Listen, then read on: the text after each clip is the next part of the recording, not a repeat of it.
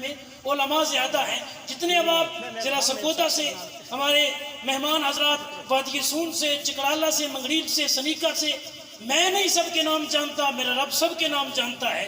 جتنے اب آئے میں تمام کا شکر گزار ہوں. وسیع اور بہترین لنگر شریف ہے. انشاءاللہ آپ اب کے لیے خطاب سے روحانی لنگر لیں، اس کے بعد جسمانی لنگر آپ کو دیا جائے گا اور پھر آپ سے لنگر لیا جائے گا مجلسے کے لیے. تیاری کر کے بیٹھے. نعرہ تکبیر، نعرہ رسالت، نعرہ تحقیق، نعرہ حیدری. علماء اہل سنت حضرت علامہ صاحبزادہ محمد عمر فیض قاضی صاحب.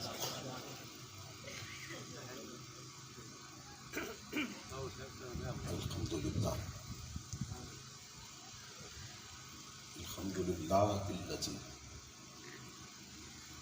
زین النبیین بحبیبہ المصطفیٰ ومن علی المؤمنین بنبیہ المجتبیٰ.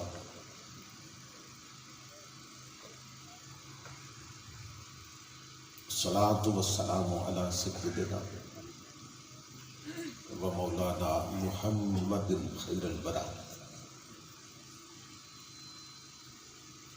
وعلى آلہ واصحابہ المتعدبین بالتقویٰ.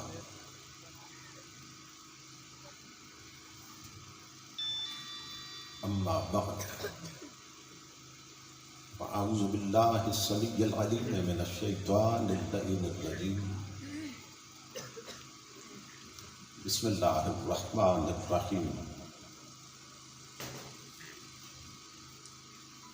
فاسألوا اہل الذکر ان کنتم لا تعلمون. صدق اللہ مولانا العظیم. ان اللہ وملائکتہ یصلون علی النبی یا ایھا الذین آمنوا صلوا علیہ وسلموا تسلیما.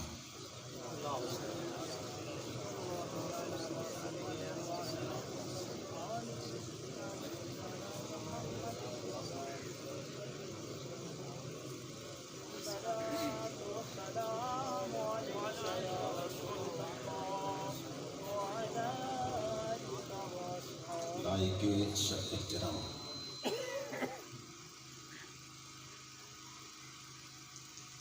شیخ طریقت محترم المقام راجہ محمد اسلم سیفی صاحب دامت برکاتہ العالیہ، خطیب اسلام استاذ العلماء حضرت علامہ مفتی محمد اسماعیل صاحب،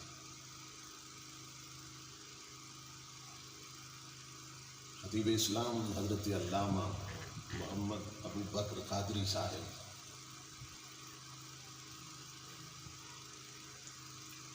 حضرت علامہ پروفیسر قاری محمد اسماعیل صاحب،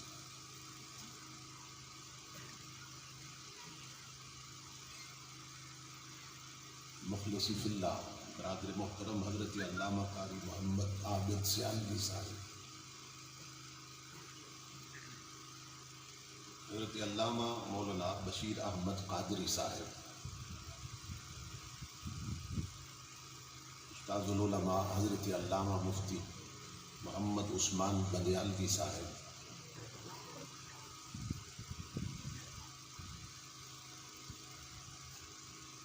اور دیگر معزز مشائخ و علماء کرام دامت فیوزہم، اور معظم حاضرین و سامعین، اللہ رب العزت کا لاکھ لاکھ شکر ہے کہ جس نے اپنی توفیق خاص سے آپ کو اور مجھے آج کی اس عظیم الشان، عظیم المقاصد اور کثیر البرکات کانفرنس میں حاضری کا شرف عطا کیا.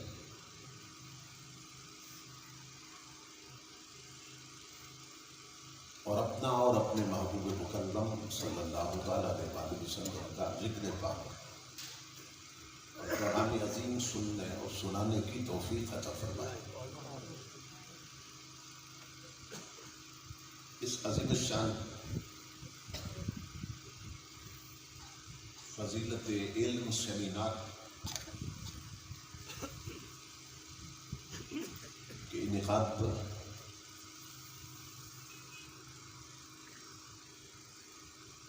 اور جامعہ شفا غوثیہ کے قیام پر میں آپ تمام حضرات کی خدمت میں بالعموم اور استاذ العلماء سرمایہ ملت یادگار اسلاف حضرت علامہ محمد آصف رمضان جامی صاحب اسی توجہ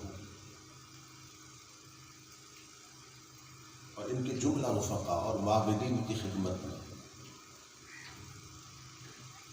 دل کی اچھا گہرائیوں سے ہدیہ تبریک کو تحسین پیش کرتا ہوں اور دعا کرتا ہوں کہ اللہ رب العزت ان کی سازش کو اپنی بارگاہ میں شرف قبولیت عطا فرمائے اور ان کے اور اس جامعہ کے فیضان سے قیامت تک آنے والی نسلوں کو مستفیض فرمائے۔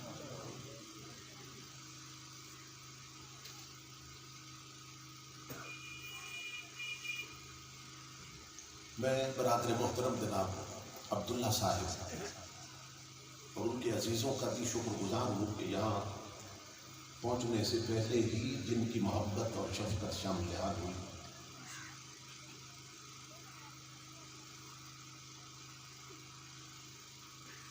تو میں دعا گو ہوں کہ اس عظیم شخصیت کے ایصال ثواب کے لیے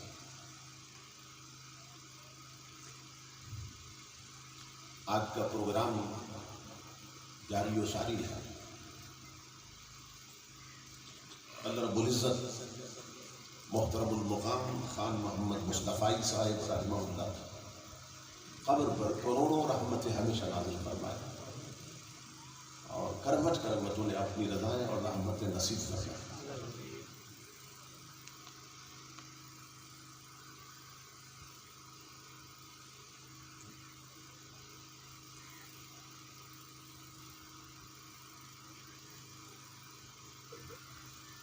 مجوزہ عنوان پر گفتگو کے لیے میں نے آپ حضرات کی خدمت میں قرآن حکیم کے جو الفاظ تلاوت کرنے کا شرف حاصل کیا ہے، ان میں اللہ رب العزت نے نہ جاننے والوں کو جاننے والوں کے پاس بھیجا ہے اور حکم دیا ہے کہ نہ جاننے والوں اگر کچھ جاننا چاہو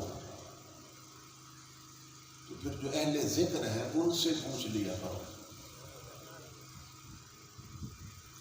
فَاسْأَلُوا أَهْلَ الذِّكْرِ إِن كُنتُمْ لَا تَعْلَمُونَ، اگر تم نہیں جانتے تو کس سے پوچھ لیا کرو؟ جو اہل ذکر ہیں۔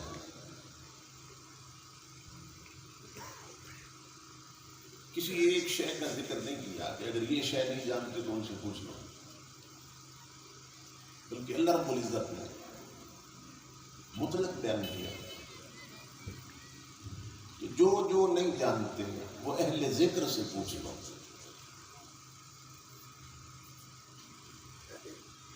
اس لیے کہ جو تم نہیں جانتے وہ اہل ذکر جانتے ہیں، کیونکہ ان کے پاس حقائق ہے، ان کے پاس حق ہے، ان کے پاس حقیقت ہے، ان کے پاس ریئلٹیز ہیں، ان کے پاس فیکٹس ہیں۔ ان کا تعلق ایسی ذات اقدس کے ساتھ ہے اور ایسی کتاب مقدس کے ساتھ ہے کہ جہاں سے وہ علم ملتا ہے کہ جس میں کوئی عیب نہیں ہو سکتا، جس میں کوئی کمی نہیں ہو سکتی، جس میں کوئی نقص نہیں ہو سکتا، جس میں غلطی کا امکان نہیں ہے۔ اس لیے فرمایا نہ جاننے والوں جو اہل ذکر ہیں ان سے پوچھ لیا کرو۔ اب سوال یہ پیدا ہوا کہ اہل ذکر کون ہے؟ تو یہ تب معلوم ہوگا جب یہ جان جائیں گے کہ خود ذکر کیا ہے.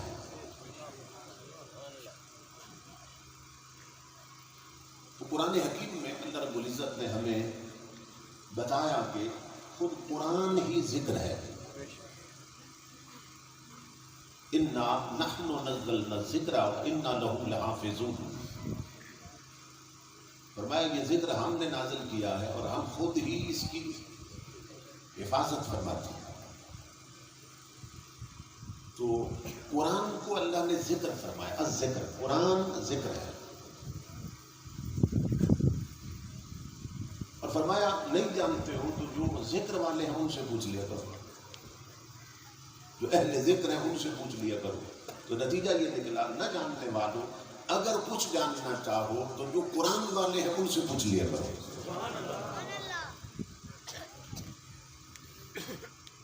اب اس ایک آیت پہ غور کریں آپ کہ اللہ رب العزت ہمیں کن کی طرف بھیج رہا ہے.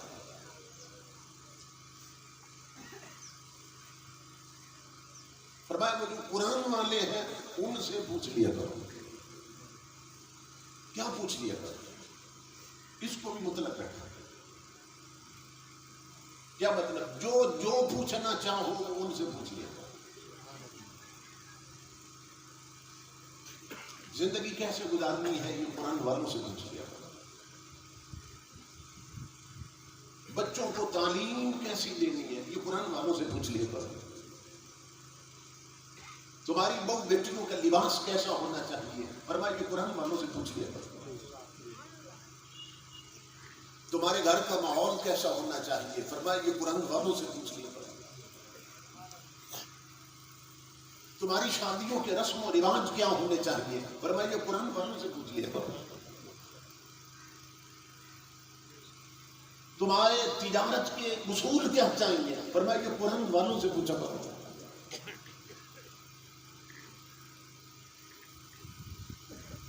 تمہاری عدالتوں میں قانون کس کا ہونا چاہیے فرمایا کہ قرآن والوں سے پوچھو. تمہارے بازار کا ماحول کیسا ہونا چاہیے فرمایا کہ قرآن والوں سے پوچھو. نصاب تعلیم کیا ہونا چاہیے فرمایا کہ قرآن والوں سے پوچھو. تمہاری خارجہ پالیسی کیا ہونی چاہیے فرمایا کہ قرآن والوں سے پوچھو. تمہاری اسمبلیوں میں نمائندے کیسے ہونے چاہیے فرمایا کہ قرآن والوں سے پوچھو. تمہارے تخت پر حکمران کیسا چاہیے فرمایا یہ قرآن والوں سے پوچھو.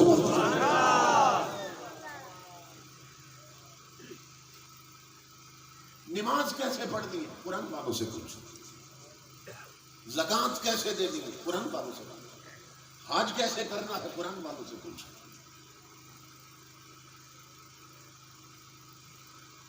روزے کے مسائل قرآن والوں سے پوچھو.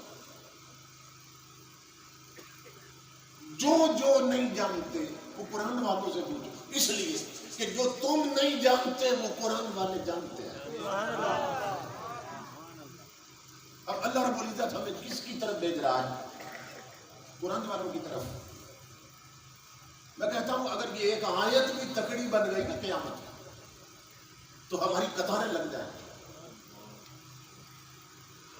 اللہ رب العزت فرمائے گا میں نے تمہیں بھیجا تھا قرآن والوں کی طرف، تم شیر والوں کی طرف کیسے چلے گئے؟ میں نے بھیجا تھا قرآن والوں کی طرف، تم تیر والوں کی طرف کیسے چلے گئے؟ میں نے بھیجا تھا قرآن والوں کی طرف، تم بلے والوں کی طرف کیسے چلے گئے؟ لبیک لبیک لبیک یا رسول اللہ، لبیک لبیک لبیک یا رسول اللہ، لبیک لبیک لبیک یا رسول اللہ، لبیک لبیک لبیک یا رسول اللہ. ایک آیت تکڑی بن گئی ہماری قطاریں لگ جائیں گی.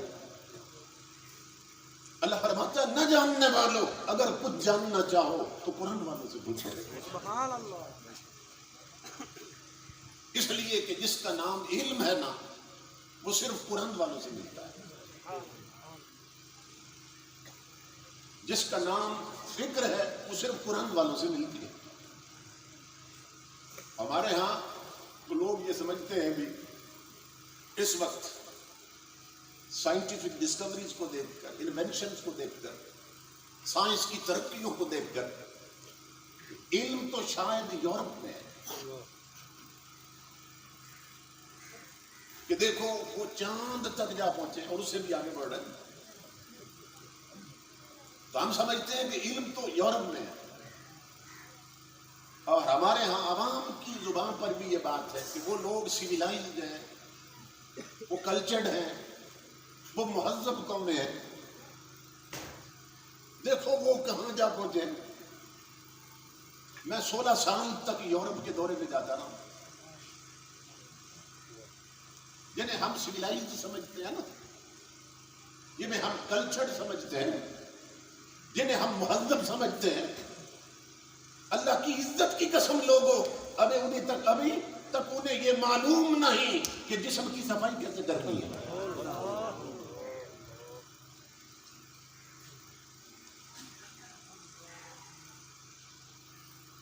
اگر کسی ایسی کوچ میں آپ چلے جائیں گا جہاں صرف انگریز بیٹھے ہوں. مجھے وہاں کی نیشنل کوچز میں سفر کرنے کا اتفاق ہوا. 8 گھنٹے میں نے سفر کیا. برمنگھم سے میں اسکاٹ لینڈ جاتا رہا خطاب کے لیے ان کی نیشنل کوچز میں. تو جب کوچ میں داخل ہوتے تو ایسے لگتا کہ جانوروں کے باڑے میں آ گئے. اس طرح بدبو آتی تھی. ہماری نسلیں جنہیں کاپی کر رہی ہیں، ہمارے بچے جن کی صورت اختیار کر چکے ہیں، شکلیں ان جیسی انگریزوں جیسی، کپڑے انگریزوں جیسے، لیونگ سٹائل انگریزوں جیسا، اٹھنا بیٹھنا انگریزوں جیسا، عادات اطوار انگریزوں جیسے. اور وہاں صورتحال یہ ہے کہ جہاں بیٹھے ہو چلے جاؤ تو لگتا ہے جانوروں کے باڑے میں آ گئے.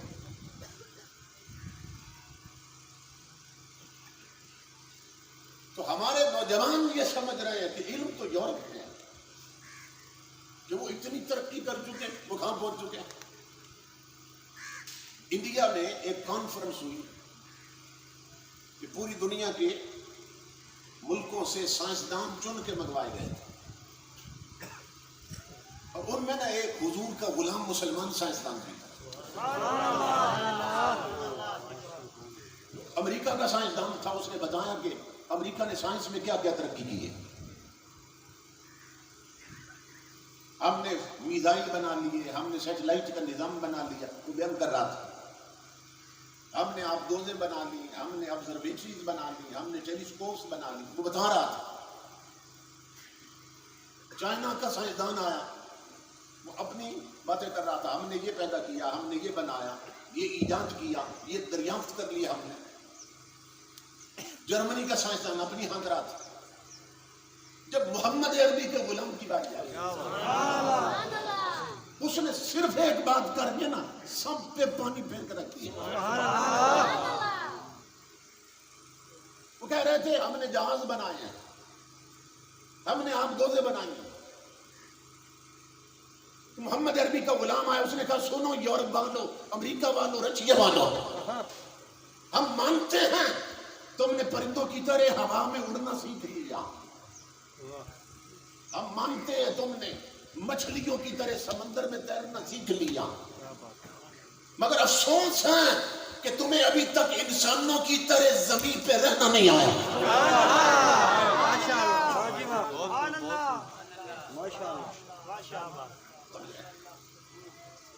کہ تمہاری بہو بیٹیوں تھرکتے ہوئے ننگے جسم پبوں اور کلبوں میں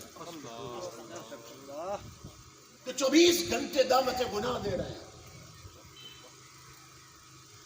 جانوروں کی طرح ان کے ننگے جسم، جگہ جگہ بنے ہوئے بے حیائی کے اڈے، اور رشتوں کا تقدس پامال ہوتا ہوا پوری سوسائٹی میں. کہا تم نے پرندوں کی طرح اڑنا تو سیکھ لیا، مچھلیوں کی طرح تیرنا تو سیکھ لیا، مگر انسانیت تمہیں نہیں آئی، اور انسانوں کی طرح ابھی زمین پہ رہنا نہیں آیا تمہیں. انسانیت کیا ہے اور انسان کا مقام کیا ہے؟ کہا یہ سیکھنا ہے تو محمد عربی کے غلاموں سے.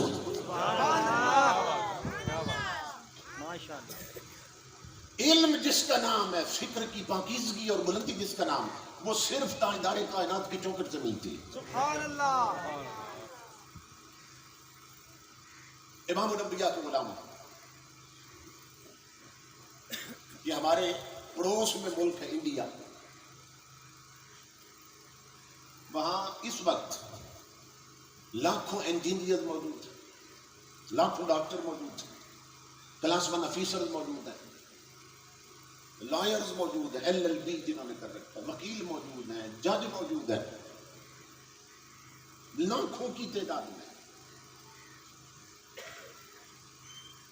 مگر اس روشنی کے دور میں، جسے دنیا کہتی ہے روشنی کا دور ہے، آج بھی وہاں کے لاکھوں انجینئر انڈیا کے، وہ صبح اٹھتے ہی نا گائے کا چھوٹا پیشاب پیتے ہیں۔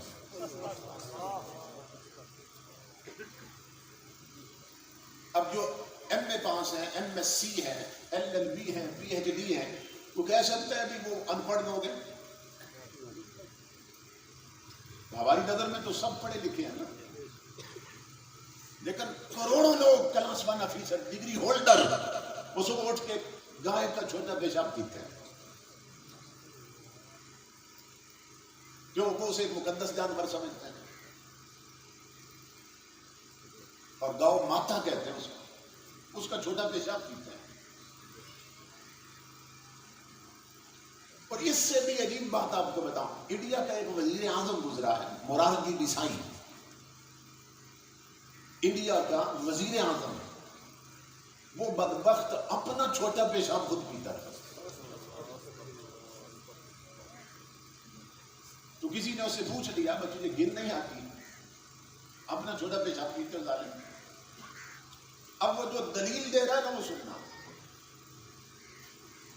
محض عقل کی دنیا میں آپ اس کی دلیل رد نہیں کر سکتے۔ تو کہہ سکتا ہے وہ ان پڑھ ہے، انڈیا کا وزیر اعظم، بڑی بڑی ڈگری ہیں اس کے پاس، وہ دلیل دے رہا ہے کہ میں اپنا چھوٹا پیشاب پیتا ہوں تو کیا حرج ہے اس میں؟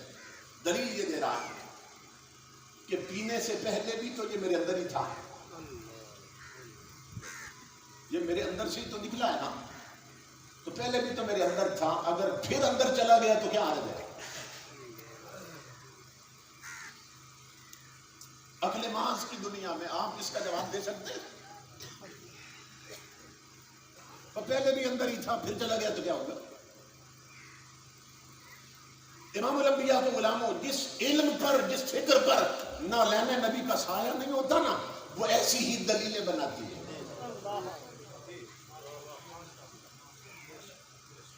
آپ کہتے ہیں کہ یہ بھی دلیلیں دے رہے ہیں، ان کی دلیلیں اسی طرح کی ہوتی ہیں جن کی فکر پر نالین نبی کا سایہ نہیں ہوتا۔ وہ دلیل یہ دے رہا ہے، پہلے بھی تو میرے اندر تھا۔ تاجدار انبیاء کے غلاموں، لاکھوں کروڑوں کلاس ون آفیسر گائے کا پیشاب پی رہے ہیں، پرائم منسٹر اپنا پیشاب پی رہا ہے، لیکن یہ مدرسہ بنانا، میں دعوت فکر دیتا ہوں، آپ نے دیکھا بھی ہوگا، غور نہیں کیا ہوگا آپ نے، ایک چھوٹا سا بچہ آپ دیکھتے ہیں، اس کو پہلے دن مدرسے میں داخل کرواتے ہیں، الف با تا اس نے آج شروع کرنی ہے، حضور کا قرآن شروع کرنے والا ہے۔ آپ دیکھتے ہیں گھر سے مدرسے میں آتے ہوئے بارش کی وجہ سے اس کے کپڑوں پہ اگر مٹی کا کوئی چھینٹا بھی پڑ گیا نا، آئے گا مدرسے میں، مسجد میں قاعدہ چون کے اونچی جگہ پہ رکھے گا، سیدھا چوٹی پہ جائے گا، مل مل کو اسے دھو رہا ہوگا۔ اس نے ابھی کسی کالج کا منہ نہیں دیکھا، یہ ابھی کسی یونیورسٹی میں نہیں گیا۔ توجہ طلب بات، وہ آج الف با تا پڑھنے آیا ہے، ابھی قرآن شروع کرنے لگا ہے۔ سوال یہ ہے کہ اس کی فکر میں اتنی نفاست کہاں سے آ گئی، اس کی طبیعت میں اتنی نظافت کہاں سے آ گئی؟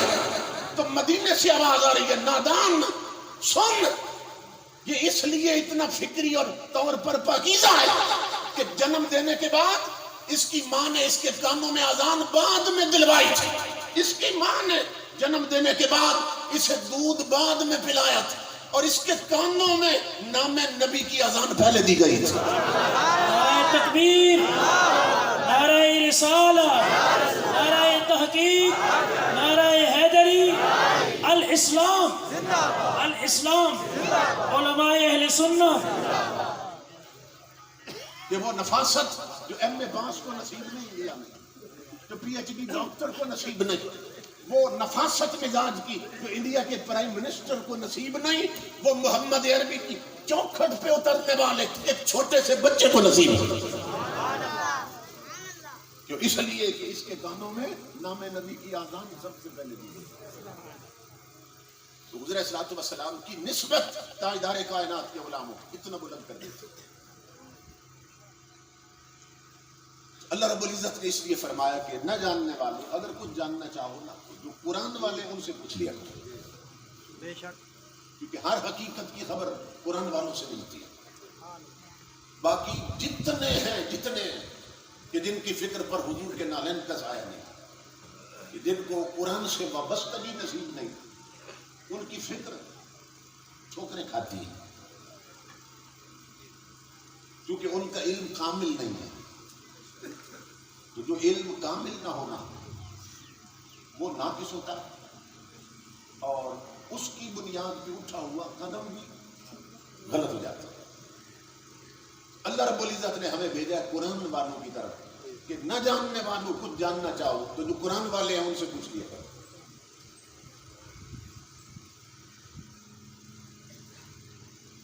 ایک انگریز مفکر کہتا ہے علم جو ہے نا، علم وہ ایک ایسی نعمت ہے کہ جس درجے میں بھی ہو انسان کو فضیلت دے جاتا ہے. سبحان اللہ. جس درجے میں بھی ہو. انگریز مفکر یہ کہتا ہے، وہ کہتا ہے کہ وار among nations is fought in classrooms. اور یہ بات بھی اس نے حضور کی خیرات سے حاصل کی ہے. وہ کہتا ہے کہ قوموں کی ترقی اور بقا کی جنگیں، پوری دنیا گلوبل ولیج بن چکی ہے. یہ کلیش آف سویلائزیشن کا دور ہے، تہذیبوں کے تصادم کا دور ہے. نیٹ پہ آپ پوری دنیا دیکھ رہے ہیں. تو وہ کہتا ہے کہ قوموں کی بقا اور ترقی کی جنگیں میدان جنگ میں نہیں لڑی جاتی کہ کس قوم نے زندہ رہنا ہے، کس نے بچنا ہے، کس نے باقی رہنا ہے. وہ کہتے ہیں قوموں کی بقا اور ترقی کی جنگیں میدان جنگ میں نہیں لڑی جاتی، مدرسوں کی چٹائیوں پہ لڑی جاتی ہیں.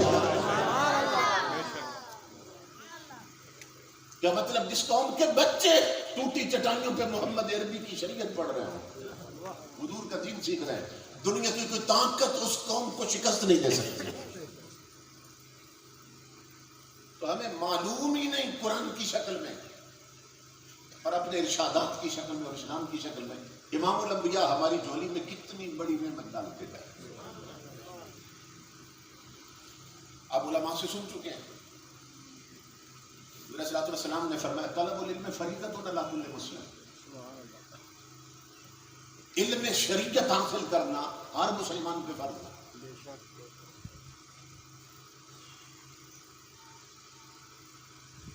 اب مجھے ایمان سے بتائیں کہ ہم میں سے کتنے لوگ ہیں جنہوں نے اس فرض کو فرض سمجھا ہے؟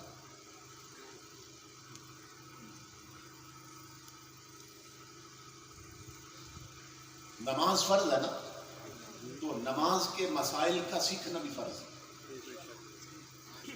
روزہ فرض ہے تو روزے کے مسائل کا سیکھنا بھی فرض ہے. حج فرض ہے جس پہ، اس کے لیے حج کے مسئلوں کا سیکھنا بھی فرض ہے.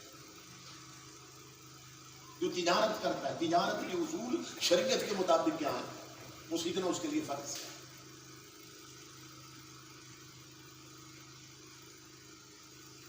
نماز فرض ہے تو وضو شریعت کے مطابق سیکھنا بھی فرض ہے. مگر یہاں صورتحال یہ ہے کہ ہماری میجورٹی یہ بھی نہیں جانتی کہ وضو کا طریقہ کیا ہے.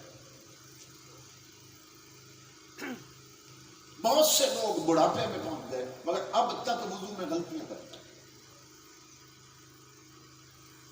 کیوں؟ اس لیے کہ ہم نے کسی عالم سے وضو کا طریقہ خود نہیں سیکھا، دیکھا دیکھی وضو ہو رہا.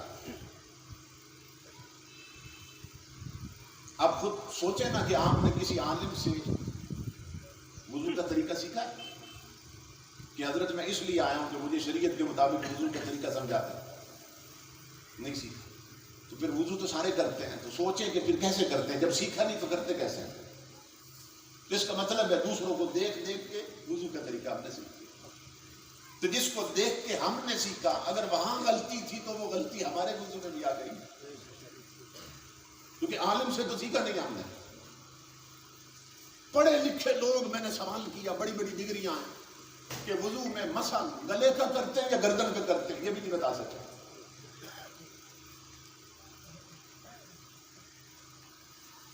گھروں میں بیٹیاں ہیں، بچیاں بی اے بی ایڈ ہے، ایم اے ایم ایڈ ہے، ایم ایس سی ہیں، بڑی بڑی ڈگریاں ہیں، مگر یہ نہیں معلوم جسم ناپاک ہو تو پاک کرنے کا شرعی طریقہ کیا ہے. یہ معلوم نہیں جسم پاک رکھنے کا طریقہ کیا ہے. امام الانبیاء نے فرمایا علم شریعت حاصل کرنا اور مسلمان پہ فرض.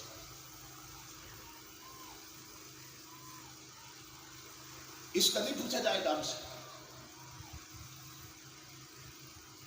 اتنا ضروری ہے حضور کی شریعت کا علم حاصل کرنا کہ امام فخر الدین رازی لکھتے ہیں، اور حضور داتا صاحب نے بھی لکھا اپنی کتاب میں.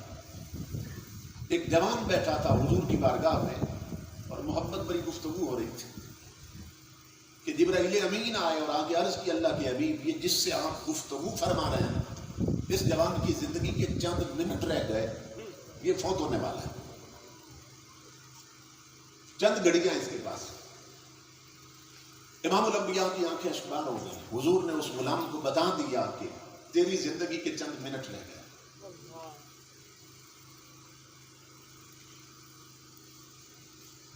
وہ دور بیٹھا تھا اور قریب ہو گیا حضور، اور قدمین شریفین پہ ہاتھ رکھ کے عرض کی میرے آقا میری زندگی کی چند گھڑیاں رہ گئی، میں دنیا سے جانے والا ہوں. تو کیا اب ماں سے پوچھنے جاؤں گے اس تھوڑے سے وقت میں نے کیا کرنا ہے؟ کیا باپ سے پوچھنے جاؤں کہ میں نے کیا کرنا؟ چند گھڑیاں، ان گھڑیوں میں کیا کرنا؟ ماں سے پوچھوں، باپ سے پوچھوں؟ نہیں میرے آقا. دور تھا اور قریب ہو چکا تھا. عرض کی میرے آقا میں جانتا ہوں مجھ پر میری ماں اتنی مہربان نہیں جتنا رسول مہربان ہے، میرا باپ اتنا شفیق نہیں جتنا میرا رسول شفیق ہے. تو میرے آقا آپ ہی مجھے بتائیے کہ ان چند منٹوں میں مجھے کیا کرنا چاہیے. توجہ طلبات ہے، چند گھڑیاں رہ گئی دنیا سے جانے والا. امام الانبیاء یہ بھی فرما سکتے تھے وضو میں ہو اٹھو نفلوں میں جت جاؤ. یا حسان کا کلام یاد ہے تو کوئی نعت بھی سنا دو. امام الانبیاء نے کیا فرمایا؟ فرمایا میرے غلام تیری زندگی کے چند منٹ رہ گئے، اگر اپنے رسول سے پوچھتا ہے تو کیا کر؟ اشتغل بالتعلم. جو شریعت کے مسئلے ابھی تک معلوم نہیں تو پوچھتا جا، میں تجھے سکھاتا جاتا ہوں.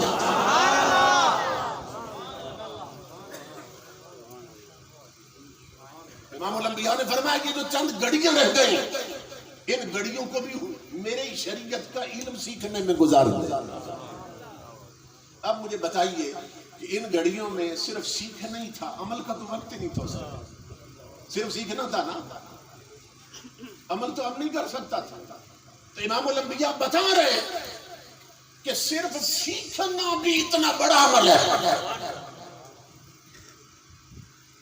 علم شریعت صرف حاصل کرنا بھی اتنی بڑی بات ہے کہ جس کی زندگی کی چند گھڑیاں رہ جائیں وہ بھی وہ گھڑیاں شریعت سیکھنے میں گزار دے. امام الانبیاء تو ہمیں یہ تعلیم دے کے کہ زندگی کے چند منٹ بھی رہ جائے تو شریعت سیکھنے میں لگ جانا. اور ہمیں اللہ نے 70 سال 80 سال کی عمر عطا کی اور ہم نے کسی عالم سے وضو کا طریقہ بھی نہیں سیکھا. میں حیران ہوتا ہوں، لوگ لے جاتے ہیں نا، یہ ہم نے کوٹھی بنائی ہے، بنگلہ بنایا، آپ دعا کرنا، 2 کنال 4 کنال 8 کنال میں کوٹھیاں بنی ہیں، اور پھر دکھائیں گے کہ دیکھیں گے ہم نے اتنے کمرے بنوائے. اچھا کچن میں ہم نے 50 لاکھ لگا دیے.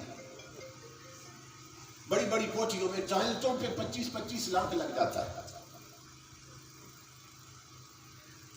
تو جب میں دیکھتا ہوں نا تو میری نظر کسی اور شے کو تلاش کرتی ہے.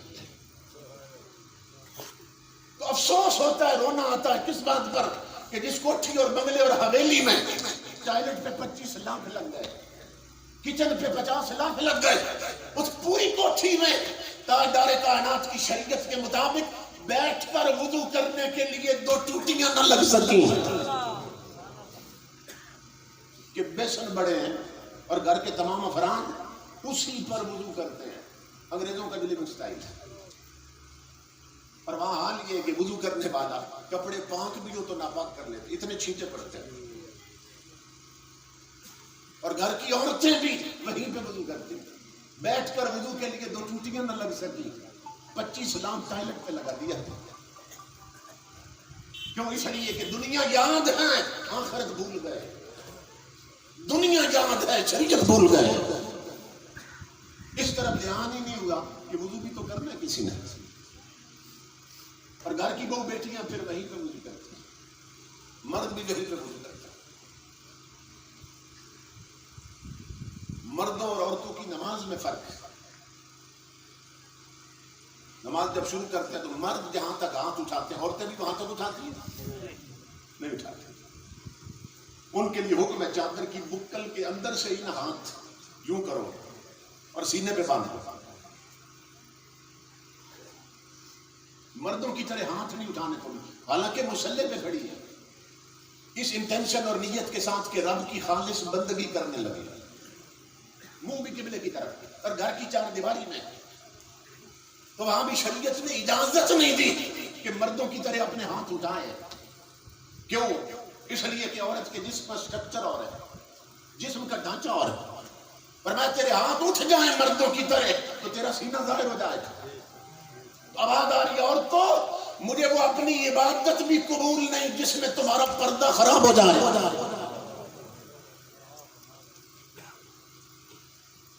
میرے آقا کے غلام ہو، جو عورت مصلی پر ہاتھ نہیں اٹھا سکتی کہ جسم کا ڈھانچہ ظاہر نہ ہو جائے، بے پردگی نہ ہو جائے، وہ بیسن پر وضو کرنے کے لیے ٹانگیں اٹھا کے کون دھو رہی ہے؟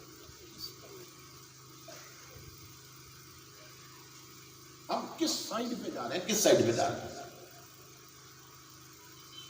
امام الانبیاء نے فرمایا تھا میرے امتیوں 4 میں سے بننا، 5واں نہ بننا ورنہ ہلاک ہو جاؤ گے. اور آج ہماری ہلاکت کا سبب یہ ہے کہ ہماری میجارٹی اور اکثریت 5واں بنتی جا رہی ہے، بن چکی ہے 5واں. حضور نے فرمایا تھا 4 میں سے بننا، 5واں نہ بننا. اب اس حدیث کو تکڑی بنا لیں اور دیکھ لیں اپنی برادری میں کتنے لوگ ہیں جو ان 4 میں سے بنے ہیں. پہلا مطالبہ حضور کا یہ تھا کہ کیا بننا؟ اُبْدُ عَالِمًا. امام الانبیاء نے فرمایا بن سکو تو میری شریعت کے عالم بننا. عالم بننا. آج لوگ بڑی بڑی برادریوں پہ فخر کرتے ہیں، میری برادری میں اتنے بندے ہیں، اتنی بڑی برادری ہے، مگر پوری برادری میں ایک بندہ نہیں ملتا جس نے حضور کی شریعت کا علم سیکھا. اور یہ پہلا مطالبہ تھا حضور کا پوری امت سے. اتنی بڑی برادری اور ایک بندہ نہیں جس نے حضور کی شریعت پڑھی. اور حکمائے اسلام کیا لکھتے ہیں، یہ سنیے غور سے. حکمائے اسلام لکھتے ہیں کہ جس برادری میں، جس فیملی خاندان میں آقا کی شریعت کا عالم نہ ہو وہ برادری زندوں کی نہیں مردوں کی برادری ہے. وہ سب مر چکے ہیں لوگ. ایک عالم کا مقام حضور سمجھا رہے ہیں. اتنی بڑی برادری اور ایک بندے نے بھی علم دین نہیں سیکھا، اہمیت ہی نہیں دی کسی نے دین کی تعلیم کو. تاجدار کائنات نے فرمایا کہ جو عالم ہے وہ کون ہے؟ ہم تو بعض نادان لوگوں نے گھٹیا تصور کرتے ہیں نا، ملا کی دور مسجد تک، یہ ملا ہے، یہ ملانے ہیں، جس کے منہ میں جو آیا وہ کہہ دیا. حضور کیا فرماتے ہیں یہ کون ہے؟ ایک تعارف تو کروا رہا ہے، ایک مدینے سے آ رہا ہے، حضور بتا رہے ہیں عالم کون. امام الانبیاء فرماتے ہیں خلقت السادات من صلبی وخلق العلماء من صدری. میرے آقا فرماتے ہیں جنہیں تم سید کہتے ہو نا، حضور بتا رہے ہیں فرمایا میری امت جنہیں تم سید کہتے ہو وہ میری پشت سے نکلے، جنہیں عالم کہتے ہو وہ میرے سینے سے نکلے۔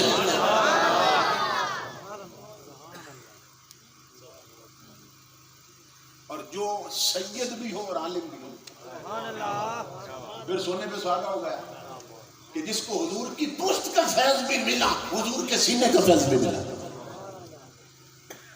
تو یہ پہلا مطالبہ تھا حضور کا، بن سکو تو شریعت کے عالم بن۔ کتنے لوگ ہیں جنہوں نے اپنے بچوں کے لیے یہ سوچا کہ اللہ نے اولاد دی تو اس کو حضور کی شریعت کا عالم بنائے۔ آج صورتحال یہ بچہ ابھی ماں کے پیٹ میں ہوتا ہے اور ماں باپ پہلے سے ہی منصوبہ بندی کر لیتے ہیں، جب پیدا ہوگا سیکھنے کے قابل ہوگا تو کس انگلش میڈیم سکول میں اس کو چھوڑنا ہے۔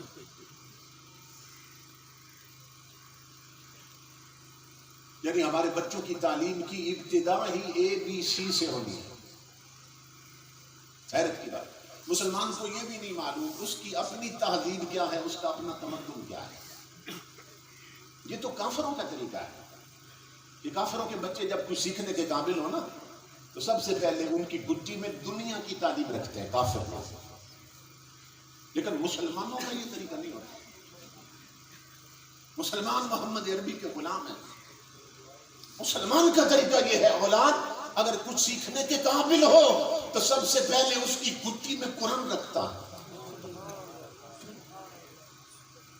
اگر مسلمان بھی اس کی گٹی میں سب سے پہلے دنیا کی تعلیم ڈال دے تو پھر کافر کے اور اس کے کلچر میں فرق کیا ہوگا؟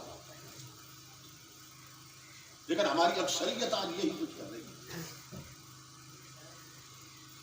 اور پھر جنہوں نے سلیبس بنایا انہوں نے بھی حد کر دی۔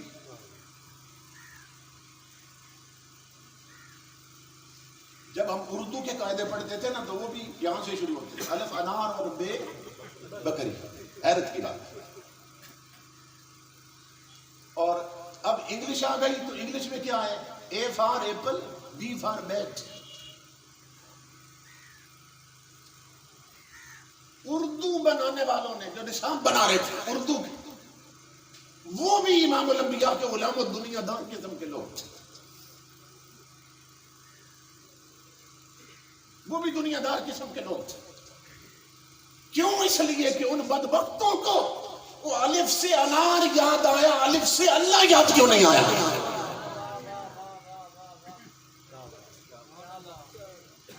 یہ تو معلوم تھا مسلمان ماؤں کے جنم دیے ہوئے بچے ہیں جنہوں نے قاعدہ پڑھنا، ان کی بسم اللہ ہی اللہ کے نام سے ہو جائے۔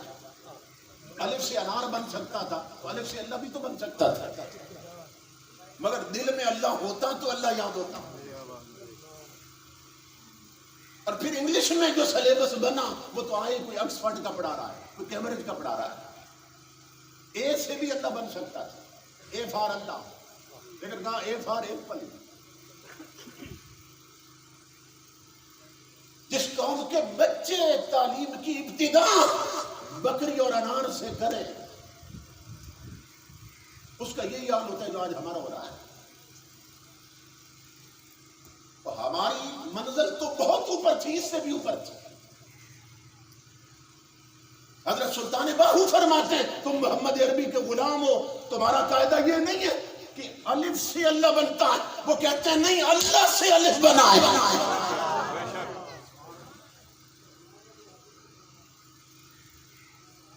وہ تو اس کے بھی قائل نہیں تھے، کہتے ہیں اپنے اسٹینڈرڈ کو اور اپ کرو، الف سے اللہ نہیں بنا، اللہ سے الف بنا۔ لیکن ہماری نسلیں کیا کر رہی ہیں؟ تو میں یہ عرض کر رہا تھا کہ جس کو نالج کہتے ہیں، جس کو علم کہتے ہیں، وہ صرف حضور کی چوکٹ سے ملتا ہے۔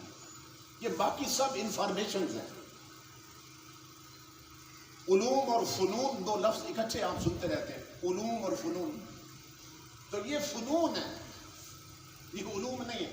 جن کا نام علوم ہے وہ صرف حضور کی چوکٹ سے ملتا ہے۔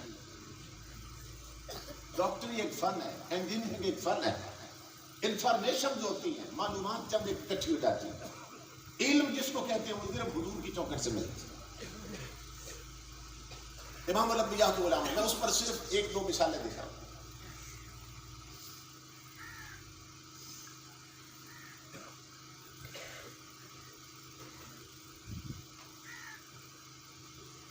علیہ الصلوۃ والسلام کی ایک حدیث پاک ہے اذا بلغ القلب فی اناء احدکم، کہ جب تمہارے کسی کے گھر میں برتن میں کتا منہ ڈال لے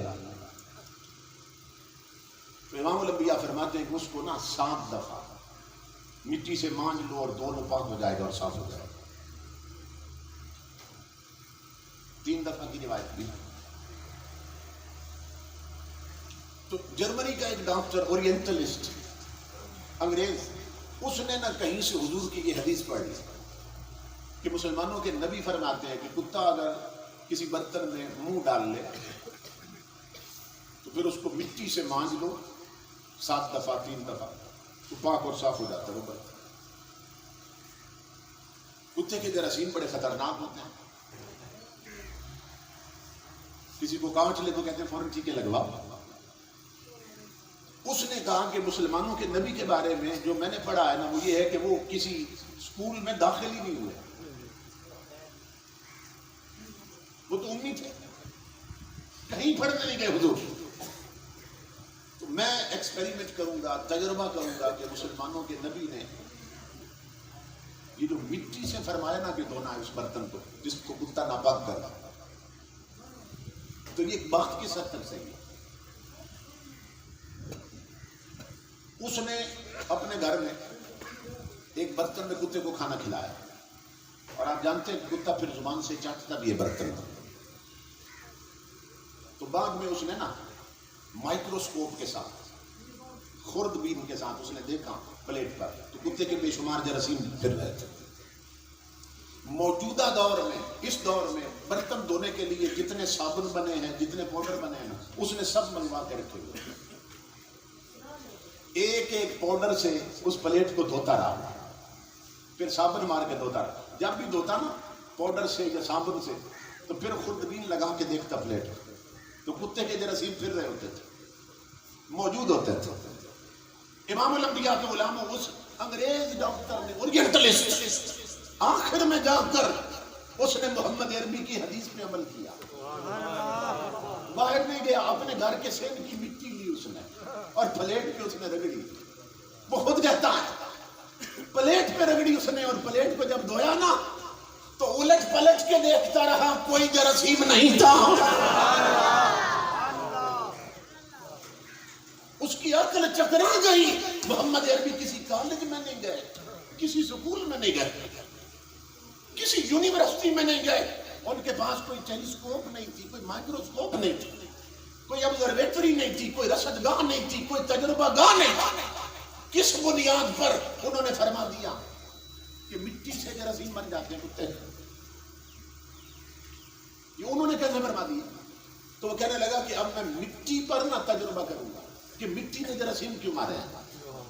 تو وہ مٹی کو لیبارٹری میں لے گیا. وہاں جب اس کا انالیسس کیا، تجزیہ کیا تو رپورٹ یہ آئی کہ ہر مٹی میں نوشادر کے اجزاء چھپے ہوئے ہوتے ہیں. یہ پھٹکڑی اور نوشادر ہمارے یہاں عام چیز بولی جاتی ہے اور گھروں میں ہوتی. اس نے جب تجربہ کیا نا لیبارٹری میں تو نتیجہ یہ نکلا کہ مٹی میں نوشادر چھپی ہوتی ہے، ہر مٹی میں نوشادر ہوتی. اور پھر نوشادر کے اجزاء پہ جب اس نے تجربہ کیا تو نتیجہ یہ نکلا کہ نوشادر کے اجزاء ہی کتے کے جراثیم مار سکتے ہیں. اس پر وہ کھڑا ہوا ہے اور فرتے جذبات سے کہتا ہے محمد عربی تیرے علم کو سلام،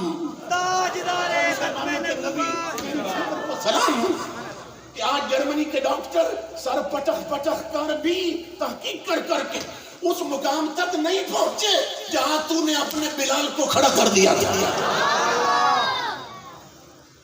آج جرمنی کے ڈاکٹر نہ جان سکے کہ کتے کے جراثیم کیسے مارنے ہیں اور تیرا بلال جانتا تھا کہ کتے کے جراثیم کیسے مارنا ہے. آپ تصور کریں حضور ہماری جولی میں کیا ڈال دیا اور ہمیں معلوم ہی نہیں ہے کہ تاجدار کائنات نے ہمیں کتنی نعمت عطا فرما دی. اس لیے کہ دین کی طرف آئے تو کوئی نہیں، دین پڑھا نہیں، دین سمجھا نہیں، معلوم کیسے ہو کہ اس کی برکتیں کیا ہیں. اللہ اکبر. اسلام آباد میں ایک کانفرنس ہوئی، ہر ملک سے ایک ڈاکٹر انہوں نے منگوایا تھا جو سرجری کے ڈینٹل ڈاکٹر تھے، دانتوں کے ڈاکٹر. ہر ملک سے ایک آیا اور انہوں نے یہ دعوت دی تھی اور کہاں تھا کہ تم نے اپنی ریسرچ پیش کرنی ہے، تمہارے ملک میں دانتوں کی کتنے قسم کی بیماریاں ہیں، مریضوں کا ریکارڈ کیا ہے، تفصیلات کیا ہیں، ہر کوئی آ کے بتائے۔ تو جتنے ڈاکٹر تھے نا یورپ سے آئے ہوئے کافر، ان سب نے بتایا کہ ہمارے ملکوں میں دانتوں کی بہت سی بیماریاں ہیں، لیکن اس پر سب حیران تھے اس بات پہ کہ مسلمانوں کے ملکوں میں جو دانتوں کی بیماریاں ہیں نا وہ کم ہیں، کافروں کے ملکوں میں زیادہ ہے۔ یہ سروے رپورٹ آئی سب کی طرف سے۔ اس پر وہ حیران تھے کہ ہمارے ہاں ٹوتھ پیسٹ بنے ہیں، بڑی ورائٹی، کئی قسم کی برش ہے جن سے ہم دانت صاف کرتے ہیں، اوپر وہ پیسٹ لگاتے ہیں، اتنا کچھ بھی ہے، لیکن پھر بھی دانتوں کی بیماریاں ہمارے ہاں زیادہ ہیں، مسلمانوں کے ہاں کم کیوں ہیں؟ ایک ڈاکٹر جو تھا امریکہ کا، اس نے کہا اس کی وجہ میں بتاتا ہوں۔ اس نے کہا اس کا سبب یہ ہے کہ ہمارے لوگ ہماری بنائی ہوئی چیزیں استعمال کرتے ہیں دانتوں کی صفائی کے لیے، اور مسلمانوں کے ہاں دانتوں کی بیماریاں کم اس لیے ہیں کہ وہ اپنے نبی کی سنت سمجھ کے مسواک کرتے ہیں۔ اور لکڑی بندوں نے نہیں، لکڑی خدا نے بنائی ہے، اور خالق نے جو کچھ لکڑی میں رکھ دیا وہ ہم ٹوتھ پیسٹ میں نہیں رکھ سکتے ہیں۔ تو جو تحقیق ہوتی جا رہی ہے نا، سائنس دہلیز مصطفیٰ پہ جھکتی جا رہی ہے۔ اس لیے میرے آقا کے غلاموں، ہمارا پیغام یہ ہے، اپنے بچوں کو لاؤ ان مدرسوں کی طرف۔ ہم یہ نہیں کہتے انہیں انجینئر نہ بناؤ، انہیں ڈاکٹر نہ بناؤ، انہیں افسر نہ بناؤ، سب کچھ بناؤ انہیں، لیکن سب سے پہلے گھٹی میں حضور کا دین رکھ دو اور قرآن رکھ دو۔ پھر کیا ہوگا؟ بچے جب ڈاکٹر انجینئر بنے گے، افسر بنے گے، کرسی پہ بیٹھے ہوئے نا، وہ ڈاکٹر انجینئر افسر بعد میں نظر آئیں گے، محمد عربی کے غلام پہلے نظر آئے گا۔ اس لیے کہ جب گھٹی میں قرآن ہوگا تو پھر اللہ رب العزت شکل و صورت ہر چیز بدل کے رکھ دے۔ کیا آپ نے کبھی سوچا ہے کہ علامہ اقبال کو علامہ کیوں کہتے ہیں؟ حالانکہ وہ یورپ میں پڑھتے رہتے، اقبال قائد اعظم بھی یورپ میں پڑھتے رہے، مگر کوئی کہتا ہے علامہ محمد علی جناح، اقبال کو علامہ کیوں کہتے ہیں؟ اقبال کی آپ اگر زندگی پڑھیں تو اقبال کے جو والدین تھے نا، انہوں نے اقبال کو انگریزی بعد میں پڑھائی، محمد عربی کا دین پہلے پڑھایا۔ یورپ سے پڑھ کے آنے والے مرعوب ہو جاتے ان کی ترقی دیکھ، ان کا کلچر دیکھ کر، لیونگ سٹائل دیکھ کر روب میں آ جاتا ہے۔ مگر اقبال جب وہاں پڑھ کے نکلا ہے تو سر جھکا کے نہیں، سر اٹھا کے نکلا اور اعلان کر کے نکلا، یورپ والوں خیرہ نہ کر سکا مجھے جلوہ دانش فرنگ، کیوں؟ سرما ہے میری آنکھ کا خاک مدینہ و نجف۔ کہتا ہے تم جتنی ترقی کر جاؤ اور تمہاری بیٹیوں کے ننگے جسم جو پبوں میں تھرکتے ہیں وہ مجھے اپنی طرف مائل نہیں کر سکتے، کیوں کہ بچپن میں ماں نے آنکھوں میں سرما ہی خاک مدینہ کا لگایا۔ آج اگر ہمارے بچوں کی گھٹی میں حضور کا دین آ جائے، شریعت کی تعلیم آ جائے، تو پھر دیکھ لیں یہ بچے آپ کے سامنے ہیں، عربی میں خطاب کر رہے تھے، انگلش میں خطاب کر رہے تھے، اردو میں خطاب کر رہے تھے۔ تو اپنی اولاد کا رخ کر دو ان مدرسوں کی طرف، یہ ہماری پہچان ہے، یہ اسلام کے قلعے ہیں۔ امام الانبیاء فرماتے ہیں لولا العلماء، اگر میری شریعت کے علماء نہ ہوتے تو میری امت ڈھور ڈنگر بن گئی ہوتی، انسان جانور ہو جاتے اگر علماء نہ ہوتے۔ علماء نے ہی انہیں پاکیزگی کے طریقے سکھائے، علماء نے انہیں جینا سکھایا، علماء نے انہیں مرنا سکھایا، علماء نے بتایا جینا کیسے ہے، علماء نے ہی سمجھایا مرنا کیسے ہے۔ جو انگریزوں کے پاس پڑھتا رہا سلمان تاثیر، اس کا مرنا بھی دیکھ، جو محمد عربی کی خیرات پا کے نکلا ممتاز قادری، اس کا مرنا بھی دیکھ۔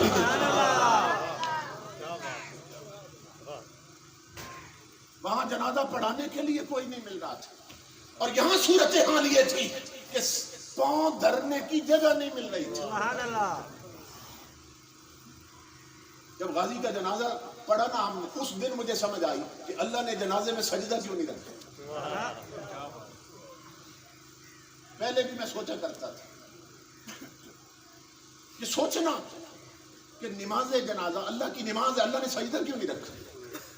جب غازی کا جنازہ دیکھا میں نے کہا میرے مولا مجھے سمجھ آ گئی کہ تجھے معلوم تھا کہ جنازے صرف غداروں کے نہیں، نبی کے یاروں کے بھی ہونے ہیں.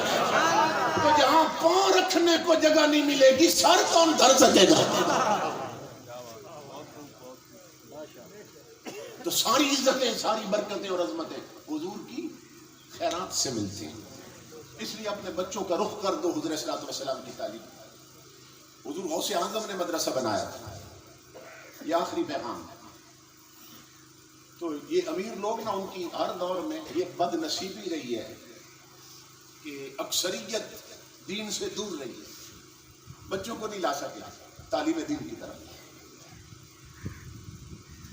اب تصور کریں نا بھائی، پڑھانے والے غوث اعظم ہوں اور پھر بھی لوگ بچے نہ بھیجیں، پھر بھی پڑھنے نہ آئے، اور غوث اعظم کو پھر بھی یہ فرمانا پڑتا تھا. ایک ایک بندہ مل جاتا نا آپ کو بازار میں، پکڑ لیتے بازو سے اور جھٹکا دے کے پتہ کیا فرماتے یا قلیل العقل بیتک علی الدجلۃ وتموت اچھانا، وہ عقل کے اندھے وہ رہتا دریا پہ اور پیاسا مر رہا ہے. پیغام یہ ہوتا تھا، دریا پہ رہ کے بھی پیاسا مر رہا ہے. یہاں بغداد میں عبد القادر کا روحانی علمی فیضان جاری ہے، مدرسہ میرا ہے، چشمہ فیض مصطفیٰ جاری ہے. تیرے بچے کا کاسا پھر بھی خالی ہے اور پھر بھی تیرا سینہ بجھا ہوا ہے. فرماتے عقل کے اندھو دریا پہ رہ کے پیاسے مر رہے ہو. اس علاقے کے لوگوں کو میں یہی پیغام دے کے جا رہا ہوں کہ ایسا نہ ہو لوگوں دریا پہ رہ کر بھی تم پیاسے مر جاؤ. یہ صرف مدرسہ نہیں ہے، یہ چشمہ فیض مصطفیٰ جاری ہے. امام الانبیاء فرماتے ہیں جہاں نیچے بچے قرآن پڑھ رہے ہو نا، اوپر سے اترنے والی بلائیں اپنے راستے بدل دیتی ہیں. یہ نیچے محمد عربی کے غلام بیٹھے ہیں، یہ برکت ہے، یہ چشمہ فیض مصطفیٰ ہے، یہاں اللہ کی رحمتوں پر نزول ہوتا ہے. اس لیے ان مدرسوں کا حق یہ ہے کہ 1 روپے کی توفیق ہو یا 1 لاکھ روپے، سب سے پہلا حق ان مدرسوں کا ہے. یہ ذہن میں رکھیے.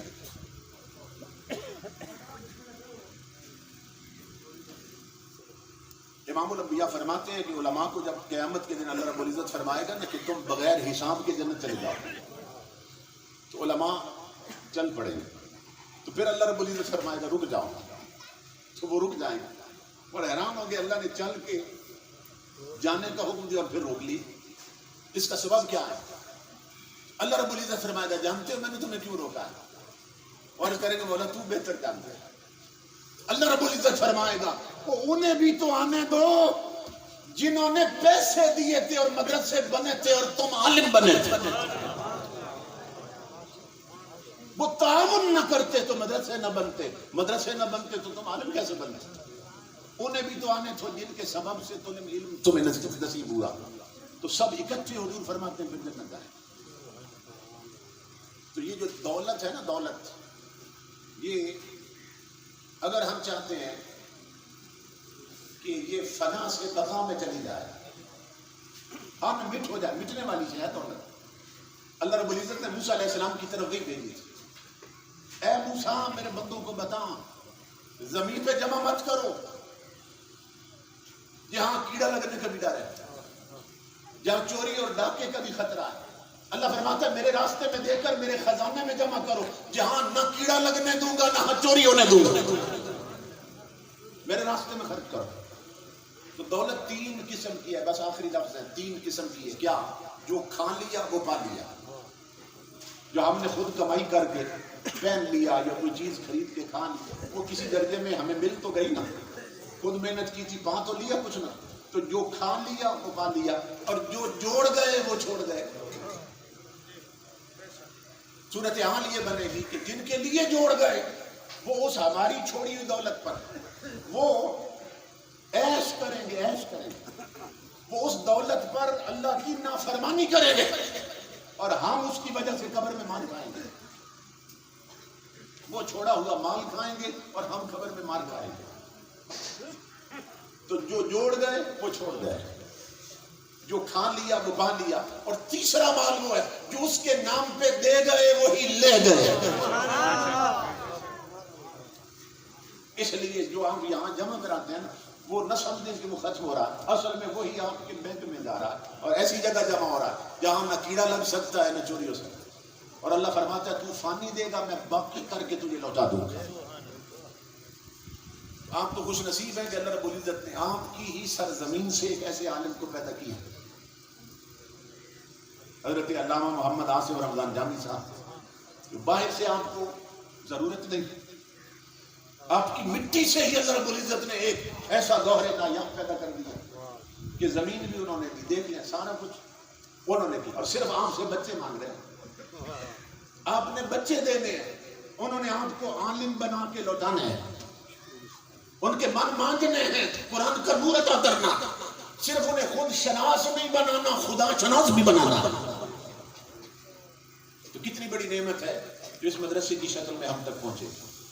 تو یہ پہلا حق ہے اس مدرسے کا, جو بھی اللہ توفیق دے, جس چیز کی بھی توفیق دے, وہ سب سے پہلے ان مدرسوں میں پہنچاؤ. ان مدرسوں کا اللہ رب العزت حضرت کا سایہ کا دیر اہل سنت کے سروں پہ قائم رکھے. جو حضرت کے ساتھ اساتذہ ہیں انہیں بھی لمبی عمر بالخیر عطا فرمائے, اور ان کے والد گرامی ہم نہ بھی کہیں تو یہ خود ان کے تمام اعمال ہی ان کے لیے صدقہ جاریہ کی حیثیت رکھتے ہیں, خود بخود انہیں سبب پہنچ رہا ہے. تو اللہ رب العزت خان محمد مصطفی صاحب مرحوم رحمہ اللہ ان کے درجات بلند کرے, قبر پہ کروڑوں رحمت نازل فرمائے, اور ان کے بچے کو لمبی عمر بالخیر سے نوازے. وما علینا الا البلاغ.